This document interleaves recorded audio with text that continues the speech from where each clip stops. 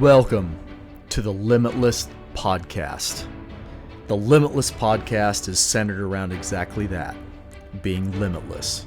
Hunting, fishing, fitness, nutrition, adventure, disabilities.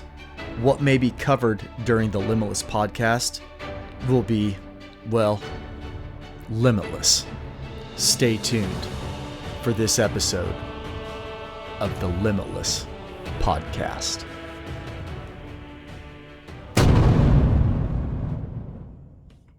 Limitless Podcast listeners, we are back at it again. This is a Friday morning. This marks my second official day. Let me rephrase that. It's my first official day of being retired for the second time. So 3.5 years ago, I left active duty Navy service after a total of 28 years of serving as a sailor. Started working immediately as a government contractor under a large firm. I did that for a little over 3.5 years. And yesterday we cut ties. And it was almost like that boat owner experience. You know, they say that a boat owner's two favorite days during their time as a boat owner is the day that they purchased the boat and the day that they sold the boat. And I kind of feel the same way from coming out of the contracting world as a government contractor. The first day I started as a government contractor, I was all fired up and excited. I had another source of income coming in outside of my stellar Navy retirement. And I thought it was the coolest thing ever. And then yesterday, I discovered that the second best day of my time as a government contractor was no longer being a government contractor. And I woke up just feeling incredible this morning. And I get to do what I want. And right now, I want to record a podcast with the founder and owner of Venandi Holsters. But before I formally introduce this man, although he is staring me like right in the eyes. We're having a date moment right now. If you're watching this on YouTube, I think he might have just winked at me. But anyhow, I want to cover sponsors really quick. We have several for the show. We're going to start out with Hunting Day Coffee. That's 10% off any order of Hunting Day Coffee. I am drinking it right now. I have a couple of bags here sitting on my recording platform. Partially because I'm going to send Venandi Holsters a couple bags of coffee for them to try in the shop. But that's a 10% off any order. Your limitless code for that is BLimitless10. Next, we'll talk about Phelps game calls. If you like to hunt, Phelps has a string of call options for several different animals, both big game and waterfowl categories. That's a 20% discount with Phelps for a one-time order off of their website, and that's BLimitless20. You have On Point Adventure Foods, freeze-dried food company, stellar Pennsylvania-based company. That is 10% off any order. That's BLimitless10. And then Vortex Optics, 25% off any Vortex product at eurooptics.com.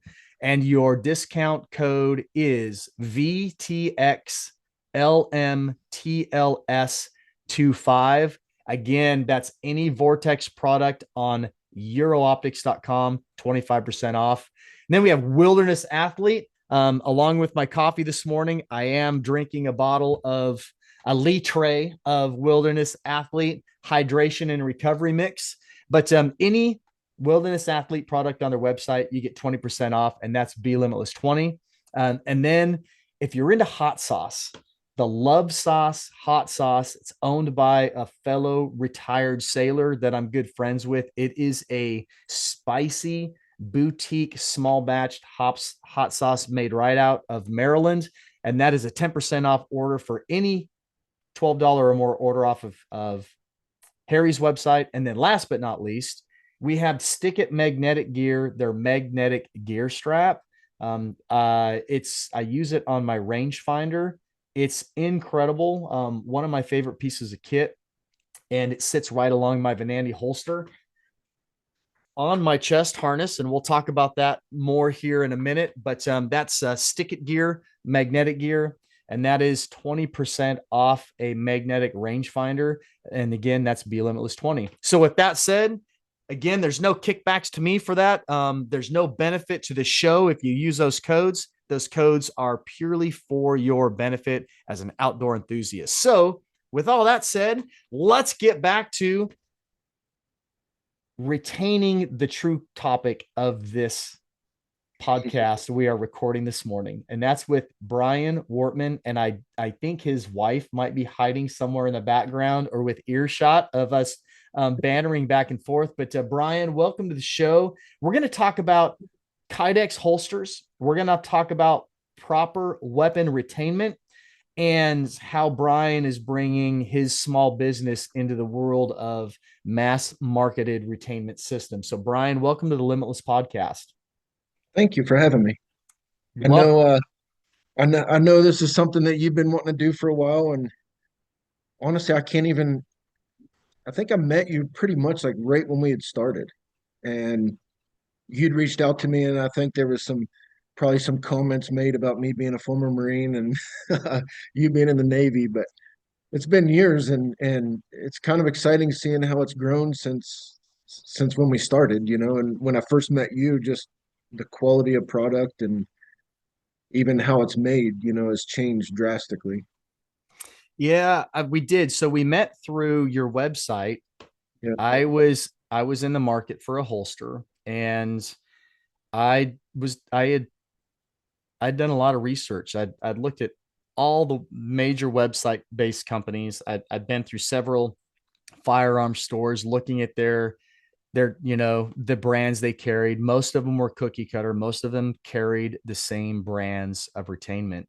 And I don't know how your well maybe popped up. You may have popped up on Badlands Facebook page potentially, but I probably. think it was really before you started promoting your stuff there. But it could have been about the same time frame. But I came upon your website, and I liked two things about it. And it's changing a little bit now. You're getting bigger, but at that point in time, your website was bare bones.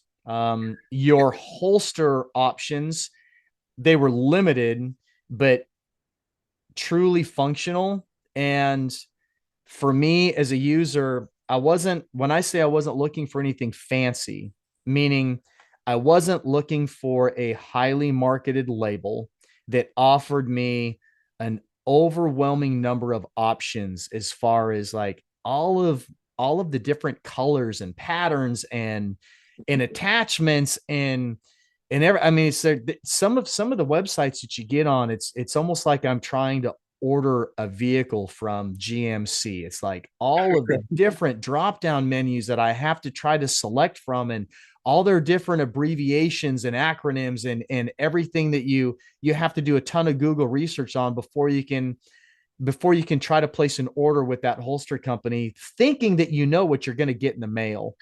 Um, and you're paying triple digits for that product. I mean, you're going to pay in excess of $100 to $125, if not encroaching upon $200 by the time your order is complete, and you're paying shipping and handling and taxes, and it arrives at your door. When I purchased my first holster from you, I think I paid maybe $65 for my first holster from you. And man, I beat that holster up. I did. Now, and here's, I don't want to steal your thunder, and I don't want to take over the mic, but this is what I am going to share.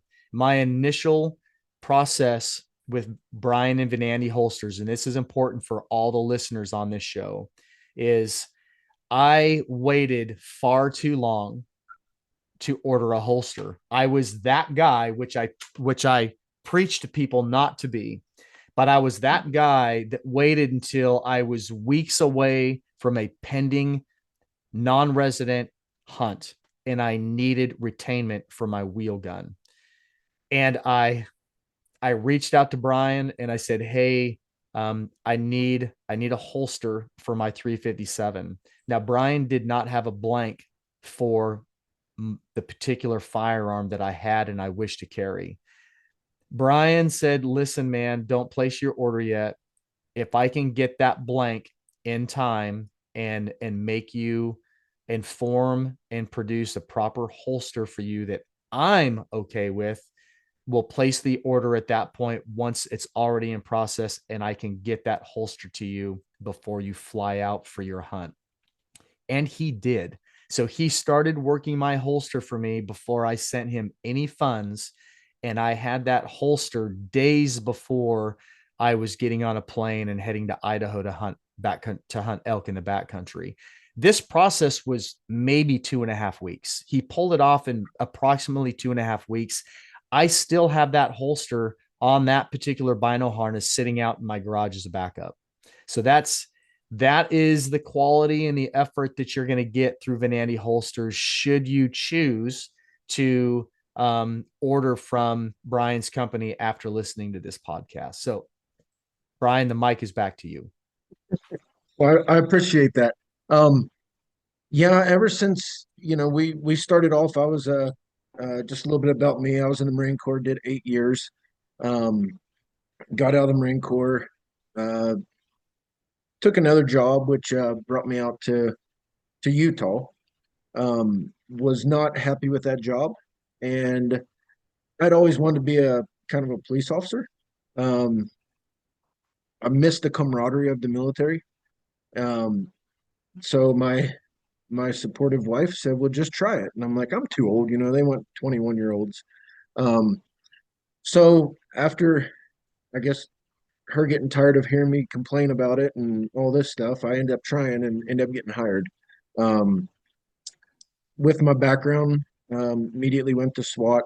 Well, after a year, I immediately went to SWAT, and they brought me on and took me straight to the SWAT snipers, where I did that for 6 years, and then this business just got too much because I'd get home from work and work out in the garage till 9, 10 at night. Weekends we didn't have, trying to do the holsters, and then still holding a full-time job.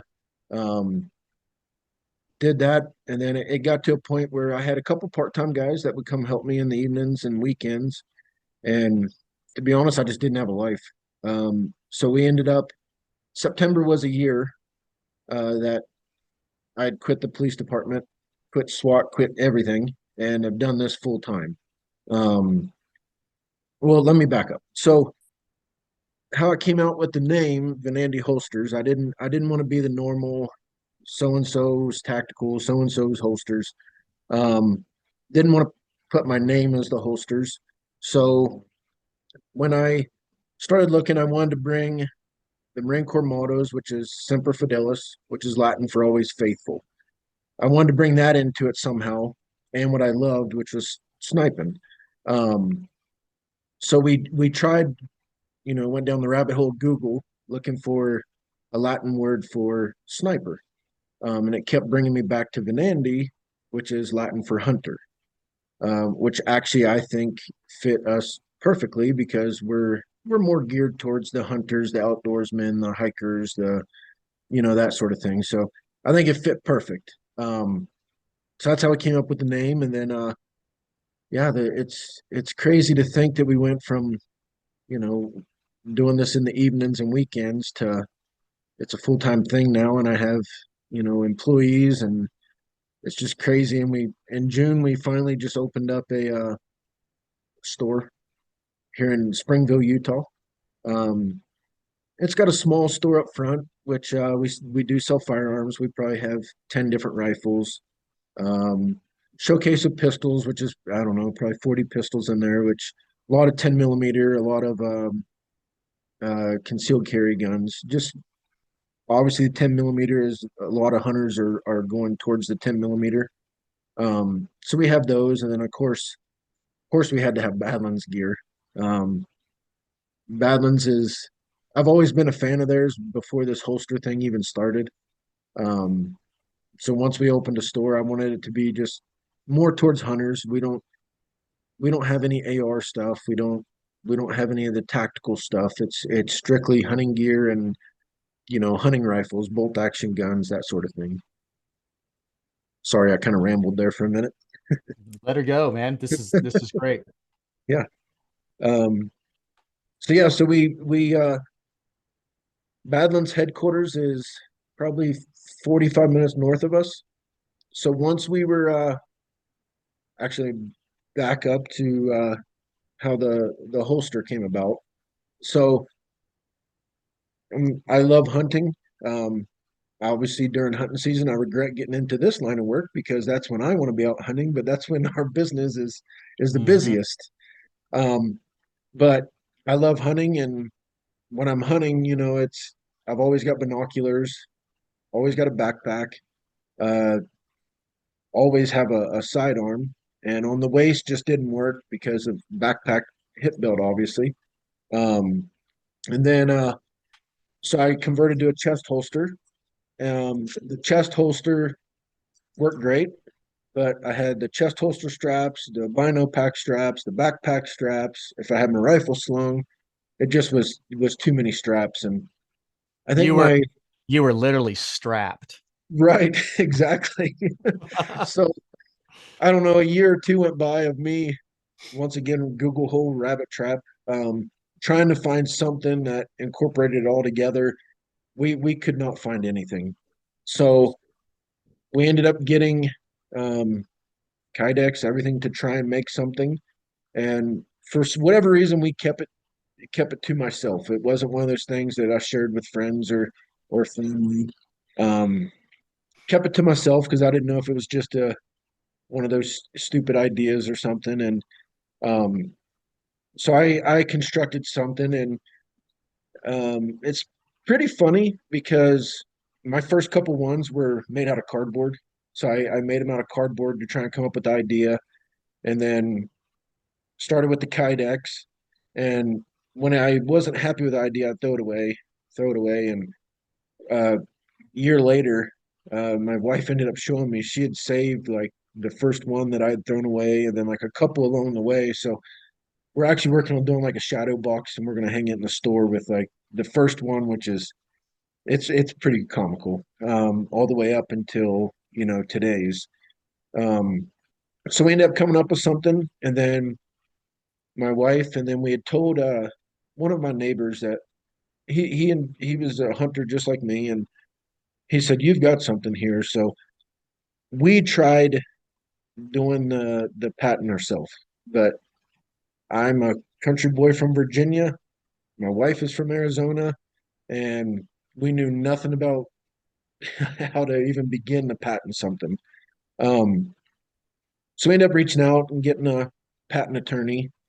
Met with him, great guy. We still obviously keep in touch with him. It's I think he's on the payroll. um, but we kind of showed him everything, and unfortunately, he was not a hunter or into guns, which was kind of disappointing at first because I'm like, I don't know if I really do have a good idea or if he's just telling me this because he's getting paid. And Hmm. um, so he thought we were onto something, and we did the patent. When you apply for a patent, you can do a patentability search at the beginning of it. Um, that basically gets with the patent office, and I'm sure they Google and do whatever they do to see if it's even patentable. If there's something else on the market, then they come back and say you can't patent it. So we paid for that because we knew that if it wasn't patent, we were only out that money versus going through the whole process. It came back, and they were comparing it to hip holsters and everything else, and we're like, this is not the same thing. And so we chose to move forward with it.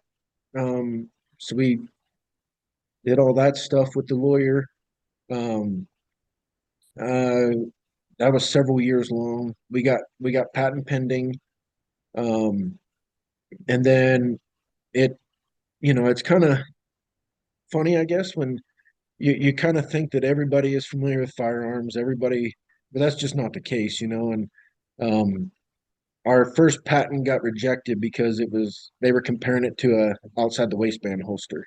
I'm Hmm. like, this is completely different parts of the body. It's completely different. And so the lawyer had to retype it and reword it and send it back in. And so it took us about 3 years, and we finally got issued our patent. Um, And since then, I mean, it's been interesting to say the least. But and we by the time we got our patent, they basically emailed it to me, and our patent's 17 pages long. And Wow. yeah, and I'm like, I don't even know what we patented. I could have done it in a paragraph and two pictures, but yeah, it's 17 pages long, and they emailed it to me, and me and my wife are like, we paid all this money to get an email saying this is our patent. So we talked to our lawyer, and he's like, oh, well, they can send you the actual physical patent. And yeah, that's what we want. We want to be able to hang it in our house or store or wherever.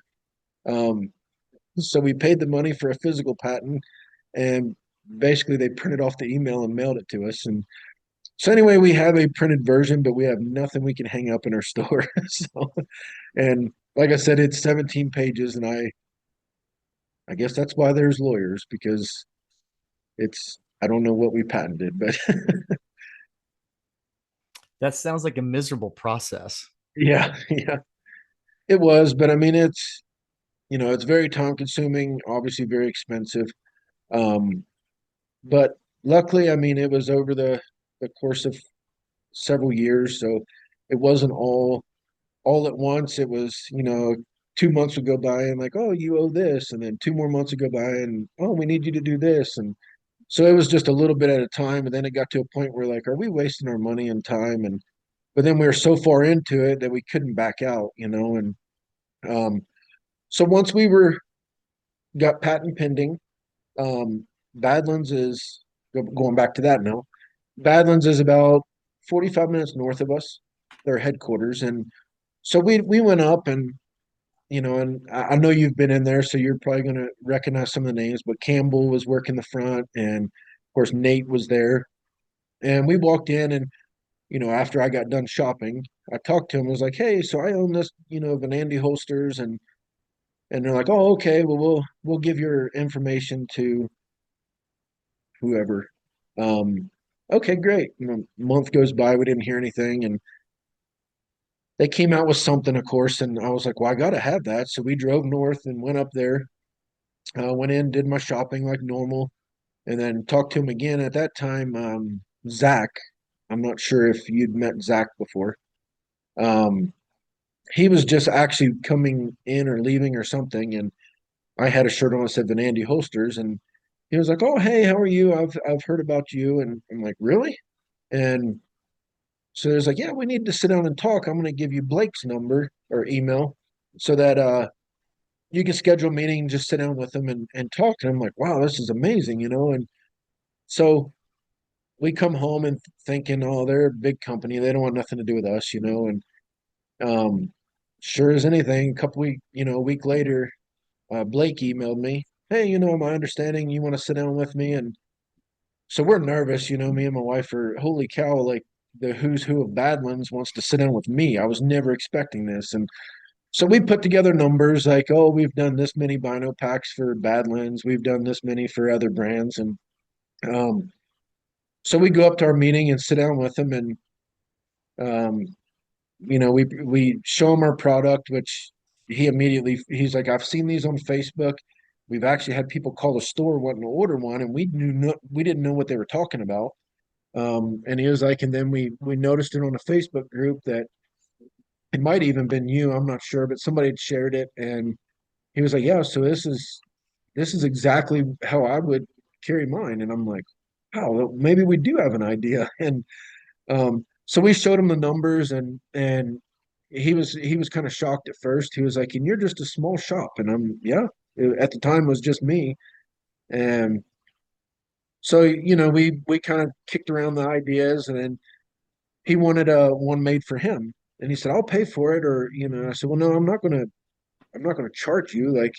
So I came home so excited, I immediately went outside and made one for Blake, and I believe the next day we drove back up there to hand deliver it. And he was like, well, I wasn't expecting it this soon, and I wanted you to get your hands on it. And so the rest is it's just been amazing. Like those guys, I know you've met pretty much all of them, but Mhm. ever since day one, they've treated us like family. And every time we go up there, I'm just kind of honored to be able to talk to them. And it's almost like they're honored to talk to us. And they're just a great bunch of guys. I know that, I mean, you see stories on Facebook and everywhere else that, my backpack broke and my hunt was coming up and, they sent me one overnight and then I sent them, and it's just, that's real life. Like that's really those guys. And they definitely back their gear 1,000%. And I have nothing but great things to say about them. I mean, they've they've kind of mentored us, I guess. We've actually called them and hey, we need advice or we need, what we have this idea. What do you think? And they've always, oh well, try this or do this or it's been really really good. And now that we have this store, whenever they come down south, they always stop in and they have firearms sent here and all that. So it's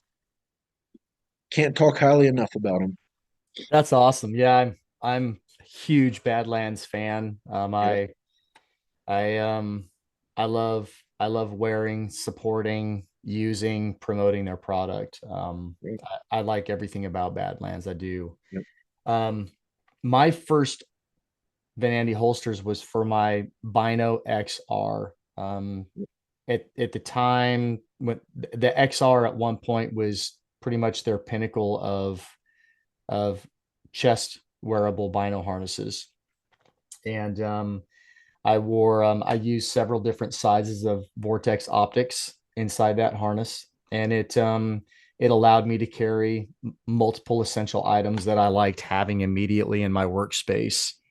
And I'm a fan of wheel guns. I know there's two different camps in the backcountry world or the wilderness community, where you have a large frame auto or a large caliber revolver.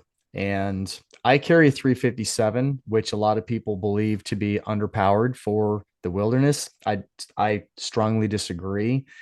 Um, I think for me personally, not to get down rabbit holes, but it's not the caliber of the handgun; it's the person holding it and using it. And what a lot of outdoorsmen don't realize is the use of a handgun is a very perishable skill, and you can be very proficient or mildly proficient, think you're proficient on a static controlled gun range.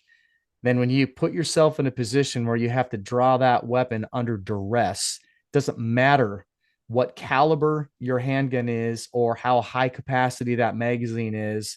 What matters is putting the first 1 to 3 rounds on target, slowing or stopping that threat. If you can't do that, you can have 15 rounds of 10 millimeter, and chances are you will be found with a number of rounds still in the magazine, and that slide is going to be locked or jammed in a malfunction position because it came out of battery when that animal was on top of you, mauling you to death. Um, that's my soapbox. Agree with it or not, but the reality is autos jam, autos come out of battery, revolvers do not. I only have 5 rounds. However, I am fairly proficient with a handgun. I know how to use it under duress, and there's a good chance that if you wait till that threat is within your circle of kill, then the majority of those rounds are going to go where they need to go. And will I come out unscathed? Maybe, maybe not. But the chances are I'm going to come out somewhat alive and in some way, shape, or form. So I choose to carry a wheel gun. My wheel gun fits so sweet and snug and secure in between my chest and my bino harness itself with your holster system. It's so comfortable. The only issue downfall that I've had with your holster, to be transparent to all listeners, is the material that Badlands uses in their bino harnesses, and the kydex. It can or may produce a squeak. So I take what's called stealth strip. You can do a Google search on it. You can find it on Amazon. They have it in solid colors. They have it in a couple of camo colors. It's almost like, have you heard of moleskin? Most people in the archery or hiking backpacking community is familiar with moleskin. You put it on archers will put it on their riser rests, so that their arrows don't bang against a hard object like either wood or the metallic surface of a metal riser. And then folks put it over hot spots so that they don't develop blisters. That stealth strip is kind of like that, but it's more resilient. It is insanely adhesive, and it doesn't wear down as fast as moleskin. I put that all over my holster, inside and out around the openings where my webbing and my clips go through. It's completely negated the squeaking of my bino harness. It's brilliant. Nice. So that's the one improvement that I've made to mine. Now, not everybody's holster squeaks. It's just, and the other thing too is it's just if I wear this without a shirt on, which I have, it's more comfortable against my bare skin. So that's was the only improvement that I have made to my holster system, that you guys have provided for me. This is the Badlands Bino X2. I'm a huge fan of the XR, but the X2 was an upgrade for them. And again, I'm like you, they come out with something new. I want to try it. I want to play with it. I want to experiment with it and let people know what my opinions are of the new product. So I bought Yeah. the X2, and it was a hard transition, Brian. I was so used to the XR that Yep. at first I did not think that I was going to like the X2, especially from a saddle hunter's aspect. I was so used to the climbing process with that XR on my chest, Yeah. and transitioning to the X2 added some side components to it, and I had to learn how to navigate around my tether and the bridge of my saddle. Right. And at first I ditched it and went back to the XR, and then I came back to the X2, and I attached it to my backpack, and I would climb without it on. And then once I had my step and my stick and my platform set, then I would haul my backpack and my harness up, and then I would put my bino harness on after I was already established at whatever height I was going to hunt from. And Yep. then I woke up one morning to get ready to go hunt, and I pulled my man card out from underneath the bed and just said, you know what, Aaron, you know, just stop, just put on your harness and learn to climb with your bino harness on. Just, just Yeah. do it. So I did, and now it's just second nature. I absolutely love it. Super great product, and it's you have more than just the bino harness. If you want to cover all the different styles of holsters that's available through Venandi. Yeah. So let me go back and hit on one thing that you brought up. It made me think about that. That's one of our probably most common questions we get is we'll get emails, texts, phone calls, like most of us that enjoy hunting or outdoors. Hey, I've got four different pistols. Which one should I get for a bino pack holster? And you hit on it and mentioned it, and it's pretty much the same answer I give people is whatever one you're most comfortable shooting, whichever one you've shot the most, that you're the most accurate at, because like you said, in a duress situation, it doesn't matter what the caliber is. If you can't hit anything, I mean, you might have a chance of giving it a heart attack, but I don't even know the chances of that.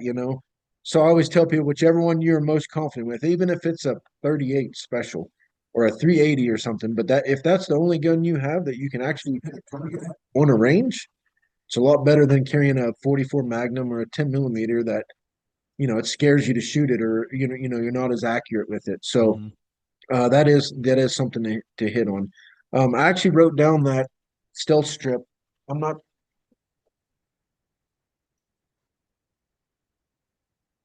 I think yours was before, but we actually add this little piece of Cordova, which Mm-hmm. is the same type of material that vinyl packs are made out of. Um, I never thought to do the whole thing. We just do it mainly where like the slide would be. Um, So the reason for that, when we first started, we had a couple of people mention that if their little pull tab on their zipper was right behind the holster when they walked, it clicked. Um, so we started coming up with ideas on how we could correct that. One of our meetings with Badlands, I brought it up, and hey, I've had two or three people mention this. I know it's only two or three people, but there may be 20 other people that have had this issue, but they just haven't told us or called us about it. So we put our heads together and they came up with some ideas along with mine, and we added that. And since then, we haven't had the issue. But I never thought of I wrote down the stuff you were talking about. I never thought of that because that might be something that moving forward we can add it to it. Um, so I appreciate that. But so the different holsters, obviously we do inside the waistband holsters. Um, we use monoblock. We try and keep them as simple as possible. Um, I don't like anything bulky. I don't like to me it has to serve a purpose, but not I'm not a look at me kind of guy. um, I don't want big flashy and it kind of defeats the purpose. If you're inside the waistband, obviously you're trying to conceal, you're trying to limit the visibility of, hey, that person has a firearm. So I keep them pretty simple. We do cant them a little bit. I don't know if you could see that. We do cant them a little bit, just kind of help prevent printing of the pistol grip. Um, we also do outside the waistband holsters. Same idea. It's minimal material that to keep it little. Um, we don't we don't want something big and bulky. I mean, some firearms like, if you got a Glock 40, um, no matter what type of holster, you're probably going to see it. But me with, working in the shop all day, I prefer outside the waistband. It's just most Mhm. comfortable for me. Half time I forget it's even there. I do wear inside the waistband holsters sometimes, but that's just my style. That's what I like. Um, obviously, we do chest holsters, and then we this is our patented bino pack holster. So, like you're saying, it is removable. Obviously, if I can get the strap off, doing it backwards. Um, it does come off to where like if you decide to take it off um, for certain times of year when you don't want your bino pack, we do have a chest holster conversion kit, which actually converts this to a standalone chest holster because we were getting comments about um, hey, there's certain times of the year that I go out hiking and I don't take my binos. If I'm out in the outdoors, I have my binos on me Me because too. never fails that one time I don't have them is where I'll see like a world record something standing over there and I can't see it. So, um, but there is people that, when it's not hunting season or it's not scouting season, they don't want them. So we do have a chest holster conversion kit. And we do make these, a lot of people reach out to us. Oh, do you make these for any other brand? And we do. We make them for most of the bino packs.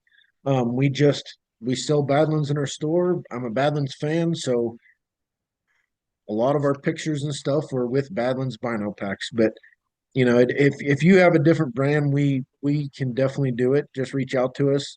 If it's one that's questionable on our website, there is several that we cannot do them for. There's just no room for a firearm. Um, we have those listed, but if you have something, if you even have an Amazon Bino pack, just yesterday we had two in the shop that I'd never even heard of, and I looked them up, and they were Amazon special, and they were 29.99.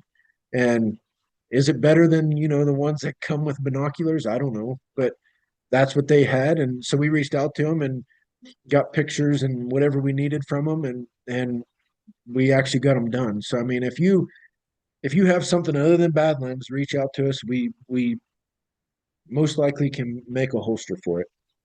That's Um, awesome. That's you guys have grown so much. yeah, yeah, it amazes me sometimes when I look back and think of where we started, and how our life was to where it is now. It's mind-boggling, and just seeing our name on different threads, or even on Google, and different forums or whatever were mentioned, and it's like I never in a million years thought that you know that would be my company. That'd be something that I put so much time, sweat, tears into, that people are actually talking about it. And this time of year, like, it was funny the other day, Blake from Badlands was down here picking up a firearm, and we ended up putting a brag board in our shop too, for people to come by, drop off pictures of their successful hunt, um, mail them to us, whatever. And he came in and he was like, "How does your brag board have more than ours does?" And so it was just kind of funny that, he was like, "I don't understand." I'm like, "Well, I don't know. Maybe it's just because I post more about it, or maybe, you know, we post, hey, send us pictures, because, like I said before, I don't get to do all the hunts that I wish I could, just because I can either choose to hunt or get you your product that you want for hunting season. And, you know, I guess I have my priorities in line, or I don't. It depends on how you look at it, I guess. Mm. But So let's talk about why a person would use a Venandi holster for retainment behind their bino harness. And I'm going to share mine briefly, and then yeah, I'd like to see your thought process behind it and what you think. okay. The, for me, the number one is, if you're going to carry a firearm in the wilderness for protection, for whatever you want to be protected from, animal or human, it doesn't matter. That firearm only does you a benefit if it's accessible, and not accessible part of the time, right? So it's it's not only accessibility, but it has to be comfortability as well, because if it's not comfortable, then you're not going to wear it, and you may not be wearing it when you need it, because you never ever know when you're going to need it, right? So I know a lot of guys, they want to wear their firearm on their waist, on their belt line, or on the lumbar strap of their pack. And I think for a lot of guys, they choose that path because they don't know any different. When you think about handgun retainment, it's always on your strong side at waist level. I mean, even the thigh rig has become a thing of the past, because now you have drop holsters that are at a perfect um, reaching point off of your belt. So they'll drop a couple of inches. They're not sliding around on your thigh. They're not catching on thigh level objects. They're right centered on your posterior chain, where all of your power and stability comes from in your body. Wherever your hips turn, your shoulder and your reach is turning with your hips. It's like it's always there. But in my opinion, I've only been backcountry hunting for 30 years. So, I mean, I may or may not know a thing or two, but if I'm wearing that firearm on the lumbar strap of my pack, I don't have my pack on 24/7. Obviously, I'm not going to sleep in my pack, but all throughout the day, I hit periods of performance where I'm not wearing that pack. And that pack might be 15 meters from my person at certain times, if I'm taking a rest, if I'm sleeping, if I'm eating a meal, if I'm leaning against a tree doing some paperwork. I don't always know where I'm going to be, but I do know that there will be periods where I will not have that pack on my body. When that happens, I do not have my firearm accessible. And that's a big no no. If you're going to carry that firearm into the wilderness for protection, then it should be retained on your body in a manner in which it is accessible all the time, no matter what you're doing. Um, so I carry mine on my bino harness. Now, Badlands makes the Bino Connect system, which allows you to take the straps off of your bino harness itself, and you can connect it to the shoulder straps on your backpack. And when they first launched that, I was super excited about it. I've got to have that. So I finally pulled the trigger on it. Once it arrived and I connected it to a couple of different of my backpacks, I immediately realized that was not going to work for me, because now I was no different than the guy that's carrying their firearm on the lumbar strap of their backpack. Because when I doffed that pack, I was doffing and moving away from my firearm. So I was done with that, not doing that anymore. Some guys don't want to have that layered strap process with their stuff. For me, I mean, when you look across the board at all of your different brands, Badlands included, the shoulder straps that are attached to that bino harness they're very compact. They're minimal. Badlands has enough padding that they're comfortable, but I don't even know that they're there. So putting that harness on and then throwing a pack on top of it, it doesn't bother me whatsoever. But what the benefit that I do have is when I dump that pack and I walk away from my pack, I'm still wearing my sidearm. It's right where it needs to be. You can build that muscle memory in drawing that weapon from its retainment. You're not having to worry about where my pack is, what angle is my holster at. It's laying on the ground. Can I reach it? When I grab it and pull it, is my whole waistband coming up with it and keeping me from be able to from getting that firearm out of the holster. That's a big deal. It's real, right? It's always with me. I mentioned earlier that I have my stealth strip on there in case I'm not wearing a top. There's periods of time in the early season or when I'm scouting when I'm super hot and sweaty, and if I'm going to sit down and take a break, I might strip off all my layers and sit or lounge someplace without a top on. And depending upon what type of country I'm in, I might I either have that bino harness laying immediately next to me, or I'll just put it back on and I'll just lay there bare skin with my bino harness on, airing everything else out. Right. I always have that with me. And I really, I bet that's good. I bet that's good tan lines. oh, it's great. You want to talk about, I mean, that's way beyond farmer tan. But I'd like to encourage all the listeners when they're exploring the idea or improving upon the idea of carrying a firearm in a hunting scenario or a backpacking scenario for protection, on how and where you're going to carry that firearm, what type of retainment it is, how accessible it will be for that entire process or duration of that event.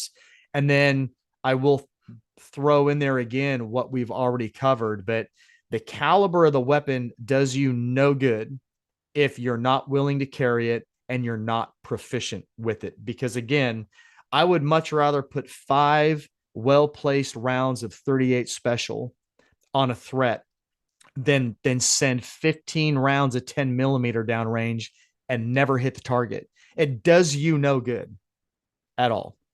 Yeah.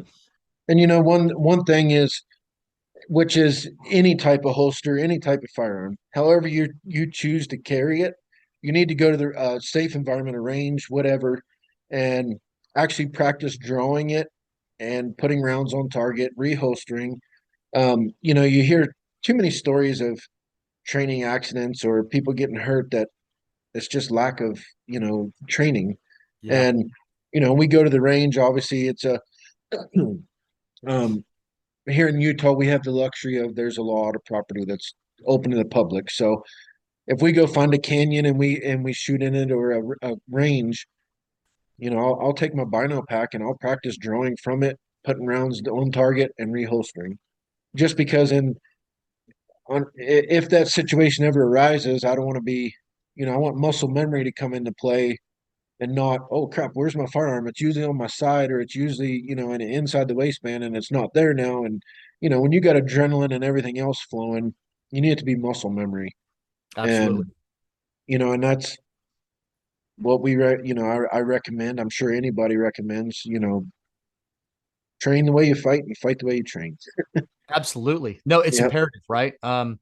I've seen I've seen hunting celebrities post YouTube videos or Instagram reels of, hey, here's my large frame 10 millimeter that I'm going to take into the wilderness this year.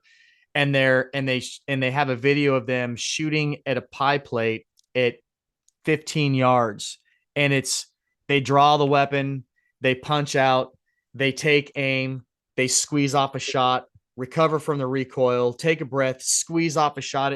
It takes them 2 minutes to put maybe 8 to 10 rounds down range, and they of those shots they put, you know, 2, 3, 4 rounds on the target. There is not going to be a time in a wilderness scenario where you identify the approaching threat, because that threat's probably going to be at a full run, more than likely.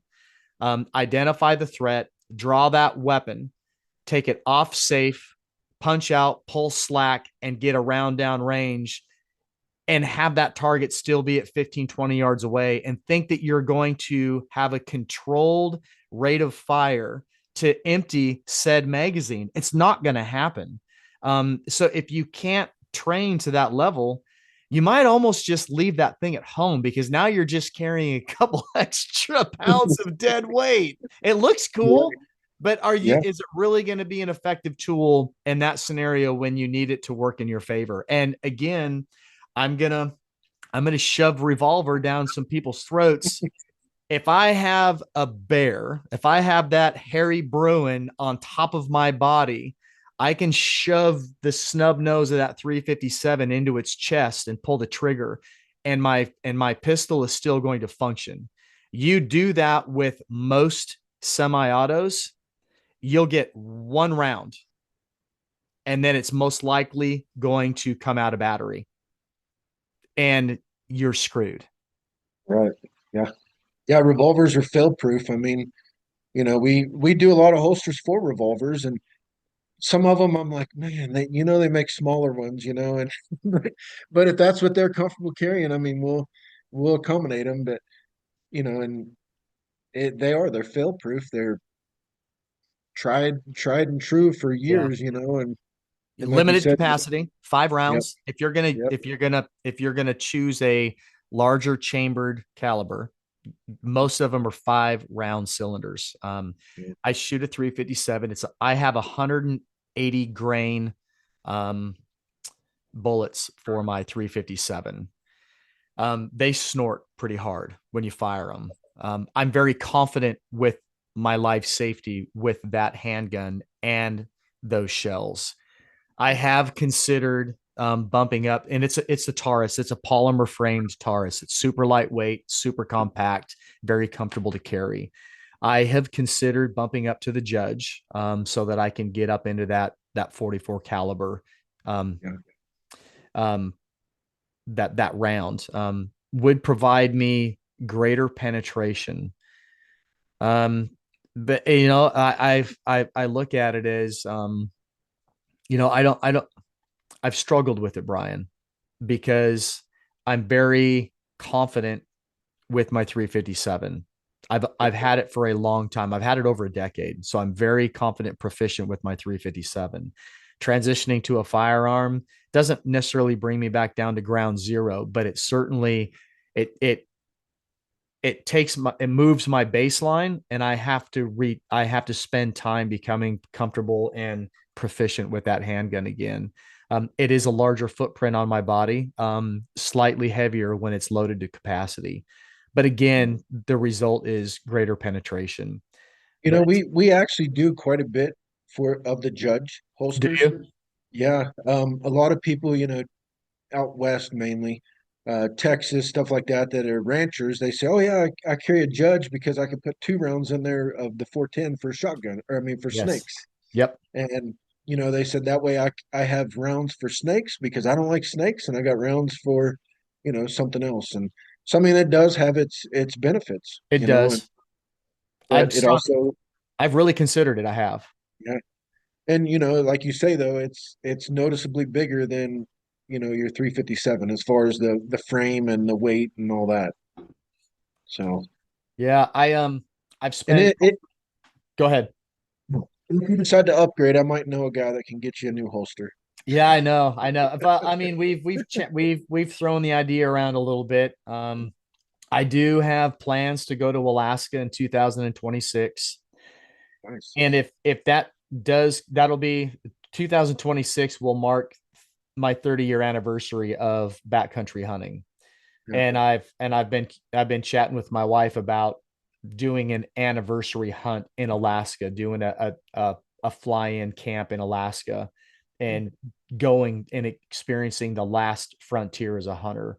And if I Yeah. do that, I will most likely be carrying a larger caliber revolver. Yeah. Um, and if I'm going to do that, I keep telling myself that I should make that transition now so that I'm very comfortable and confident with that. It's a different frame, it's a different size frame, it's a different grip, it's a different footprint, it's different everything, right? And then I am a true believer if you're going to introduce a new piece of gear into your outdoor world, especially when you're talking about a backcountry or wilderness setting, that's your lifeline. You don't want the first time experience with that piece of gear to be the first time that you truly need it. That's not a good plan. Not the time to learn. Correct. Yeah. But I saddle hunt with my revolver on my chest, and it's become second nature for me. And there's a lot of guys out there that they don't want to wear a chest holster when they're saddle hunting or climbing. They don't want to wear a bino harness when they're climbing. They say that it gets in the way. And for me, it's just, again, it's that muscle. Just go practice. If when you're introducing something new, yeah, it's not going to feel right the first time you do it, but after you go through the motions several times, you learn that process and it becomes second nature. And I would strongly encourage folks to, whatever style of hunting you're into for big game, whether it's spot and stock, sitting on an observation point and glassing for hours or days. If you're in a ladder stand, a lock on, a climber, or a tree saddle application, two things I have found to be something I always want to have with me when I'm hunting or scouting. And that's good quality glass or glass in general. Binoculars are a huge benefit to us. And if they're not readily accessible, you're not going to use them as much as you should. So if they're sitting right on your chest, you're going to use them a lot because they're right here. Um, and then having proper retainment for my sidearm. If my sidearm is comfortable and right where I need it to be, then you're going to use it a whole lot more and it's going to be accessible when you do need it. And your product 100% provides me with the benefits of all of that. I love I it. appreciate that. I Yeah. appreciate it. Do you have any new ideas in the future? We have a couple we're working on. Do you? Yep. And then we have a huge, you'll be the first to I guess get me on a podcast and the first for me to mention this, but or the first to know, but I'll talk to you outside of the podcast. But we got some big exciting news to announce, but it won't be till January 1st. But January 1st. Okay. yep. So you have to stay tuned for that. But Now, are you going to announce that on social media or are you going to do it at an in-shop event or will it be at some type of a public event like an expo or something? it'll most likely be social media. Okay. Um, it just seems like, everybody's on social media anymore, and it seems to be the fastest way to get it out there.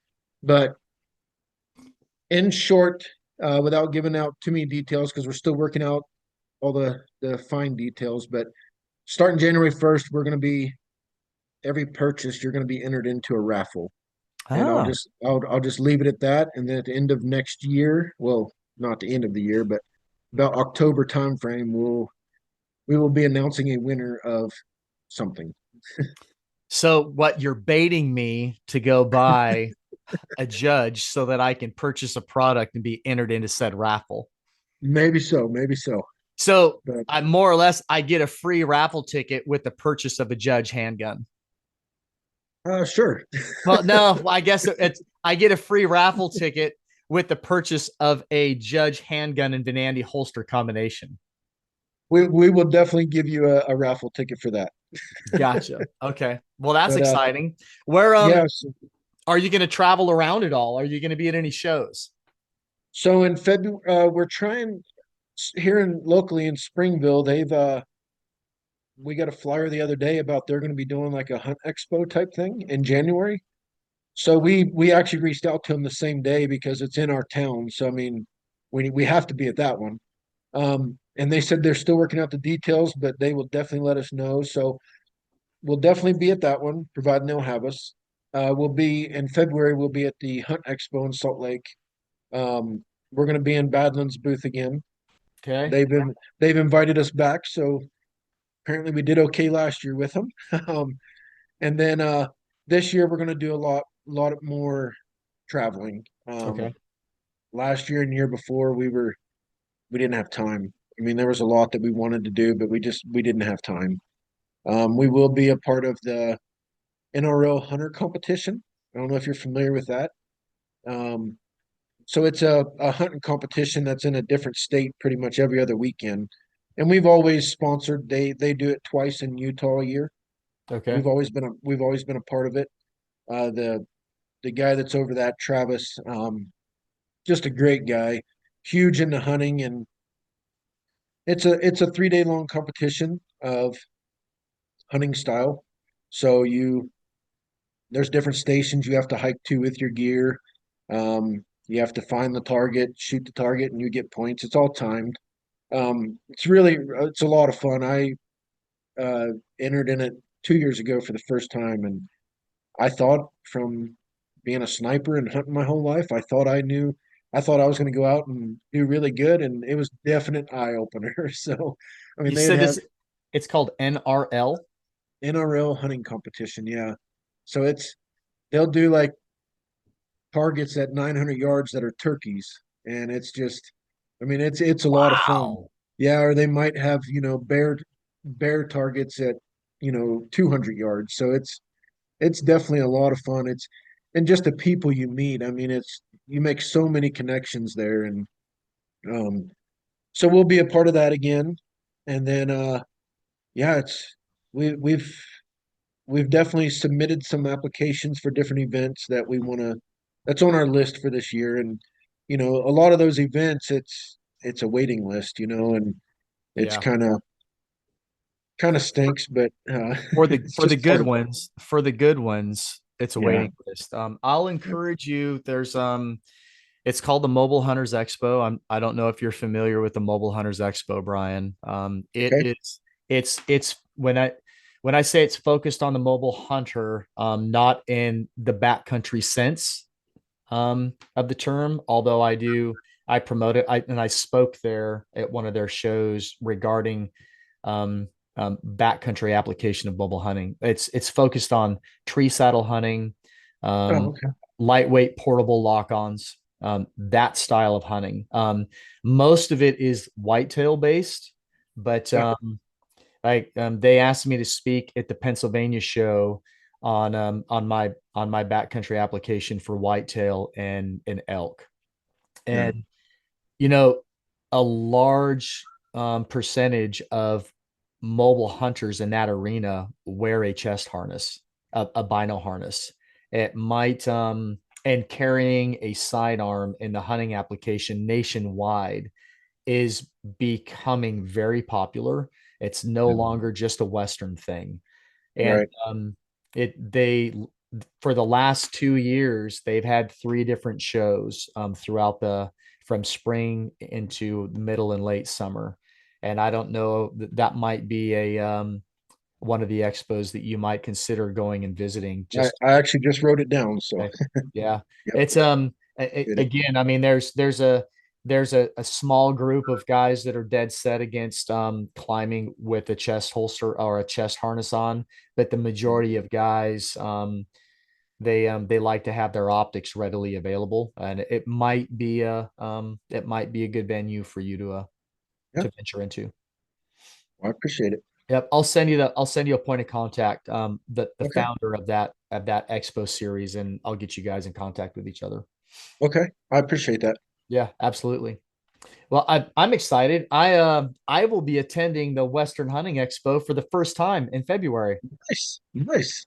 Yeah, there's a group of us. There's six of us. We have a Airbnb.